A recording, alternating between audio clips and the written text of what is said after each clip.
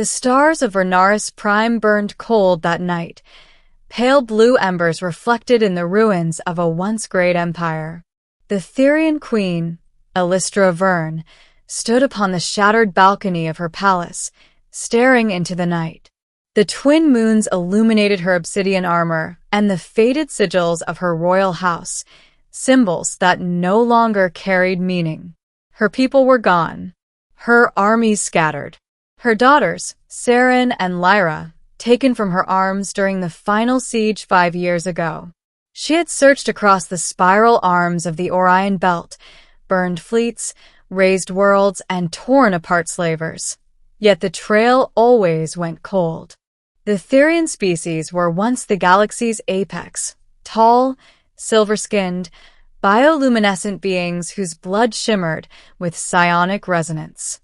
Their empire had lasted millennia, until war came from the dark, the Kroven Dominion, machine hive conquerors that harvested worlds for processing.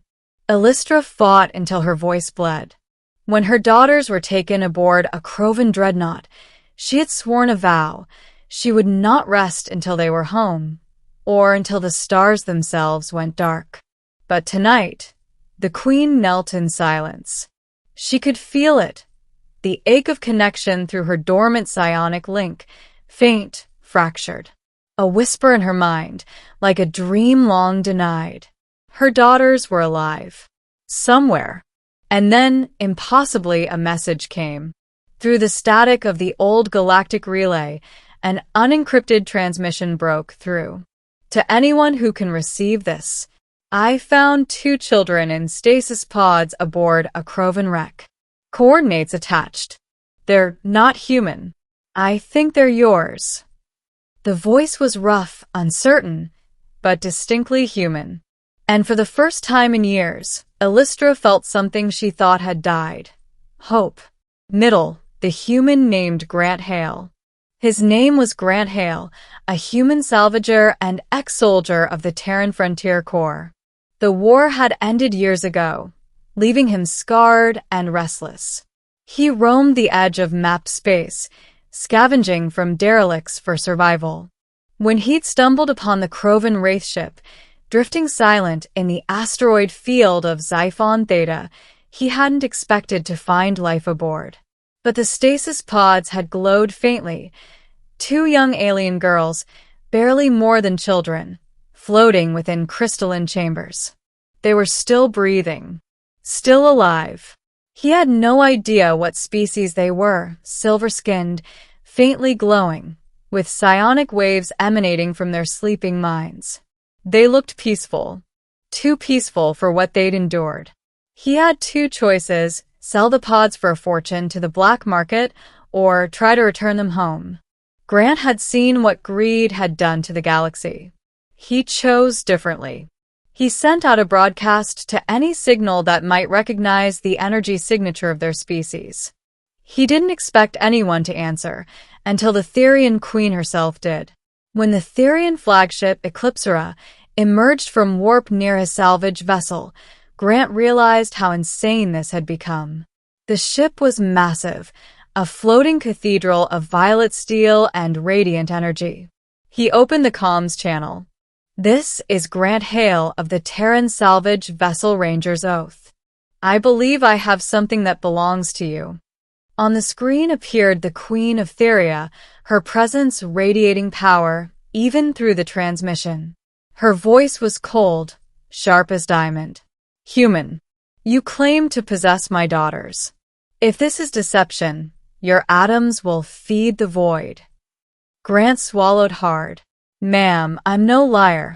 They're safe. Just not awake. They've been in stasis for years." A pause. Her eyes softened, barely. "Transmit your coordinates. If you speak truth, I owe you a debt beyond measure." The journey through fire. When Elistra boarded his ship hours later, the air shimmered with her energy. Her armor hummed faintly, runes glowing at her joints. Grant had faced alien warlords and bounty hunters, but nothing compared to the gravity of standing before a grieving queen. The first thing she did was rush to the stasis pods. Her breath hitched as she touched the glass, her daughters, perfectly preserved, still clutching each other's hands even in sleep. Tears, faintly luminous, slid down her silver cheeks. "They're still linked," she whispered. "My blood still sings in them." Grant stood awkwardly nearby, unsure whether to speak. They were deep in the ship's vault. Kroven tech fused with something organic. "Took me days to cut them out." She turned to him. "You risked your life for those not your own kind. Why?" He shrugged. "Because nobody else would." The Queen studied him for a long moment, as if seeing something she'd forgotten could exist. "Your kind destroyed much when they reached the stars," she said softly. "But perhaps you also heal." Grant helped her transfer the pods to her ship. But just as they prepared to leave, alarms blared. The Kroven signal flared to life, a beacon triggered when the pods were removed. From the asteroid field, black metallic forms began to emerge, Kroven hunters, each one a biomechanical nightmare. Grant's heart sank. "You've got to be kidding me." Elistra drew her blade, a psionic weapon that shimmered with violet fire. "Human," she said, her voice a cold calm before the storm. "Stay close. You saved what I could not. Now I will save you." The Battle of Xiphon Theta. The battle was chaos incarnate. Kroven ships swarmed like hornets, their tendrils latching onto hulls, attempting to pierce through shields. The Ranger's oath was small, but nimble. Illustra's flagship unleashed devastating bursts of psionic energy, waves that bent space itself. Grant manned the railguns while Illustra commanded the fleet. He'd fought in wars before, but nothing like this. Her mind connected to the ship's systems directly. Every movement a dance of fury and precision. "More on the starboard flank." Grant yelled. "I see them," she replied, her voice echoing through his headset and mind simultaneously. "Brace yourself." The Eclipsera unleashed a psionic shockwave, vaporizing half the enemy line. But one massive Kroven devourer broke through, latching onto the Eclipsera's hull. Grant grabbed a plasma rifle and sprinted to the docking bay, sealing his helmet. The creature tore through the metal like paper, tendrils writhing. He fired until his gun overheated, molten shards spraying the walls. Illustra appeared beside him in a flash of light, her armor radiating fury. "They are here for the children," she snarled. Together, they fought, human and alien, warrior and queen, until the devourer finally exploded, raining molten fragments across the hangar. The battle lasted hours. When the last Kroven ship burned, silence returned to space. Grant's armor was cracked. Illustra's blade was dull. But they were alive. And in the medbay, two young girls stirred for the first time in 5 years. The reunion. When Saren and Lyra awoke, their first words were not alien. They were familiar, childlike echoes through telepathic link. "Mother?" Illustra fell to her knees beside them, gathering both daughters in trembling arms. The glow of their bioluminescent skin filled the chamber. For a moment, the galaxy's grief faded. Grant stood in the doorway, silent, smiling faintly. He'd seen soldiers reunited after wars, but nothing like this. After a long silence, Illustra turned to him. "You gave me back what the universe stole," she said. "No vow, no word could repay that." Grant waved it off. "You don't owe me anything." She stepped closer, her expression soft. "You misunderstand, human. In our culture, such a bond is sacred." Before he could respond, she placed her hand on his chest, and a faint light transferred from her palm to his heart. "A mark of honor. You are forever under the Queen's protection." Ending, the price of peace. In the following weeks, Grant stayed aboard the Eclipsera, helping the Queen's engineers rebuild her systems. The children grew stronger each day, and Illustra's empire began to stir once more. Yet whispers spread through the surviving Therian colonies. An outsider had touched their queen's fate. Many disapproved. One night, Illustra visited Grant in the observation deck. The nebula outside shimmered violet. "My people see you as a curiosity," she said. "But my daughters call you uncle. They dream of Earth's oceans you described." Grant smiled. "They'd like them. Not as shiny as your stars, but full of life." Her expression grew distant.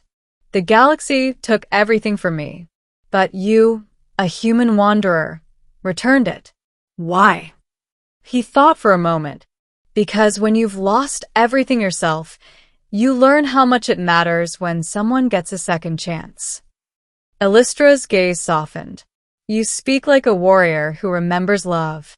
Before he could answer, alarms flared again.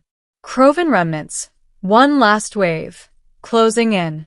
Grant sighed. "Guess peace never lasts long." The queen drew her blade once more. But this time, she didn't stand alone. Grant joined her at the front line, commanding human and Therian ships side by side. The battle was short, brutal, and final. The Kroven were destroyed utterly.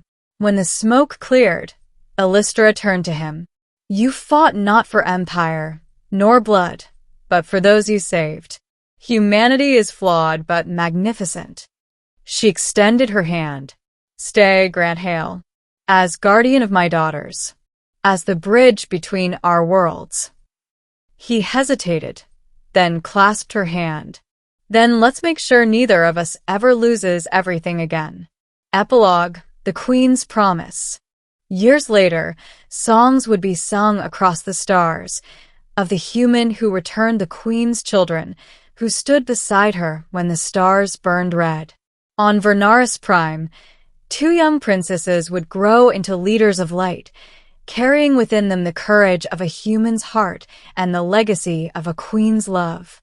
And though the galaxy would call him hero, Grant Hale never saw himself that way. He just kept his promise to bring them home. Under the silver sky of a reborn world, the queen often looked to the stars and whispered, "He brought back more than my children.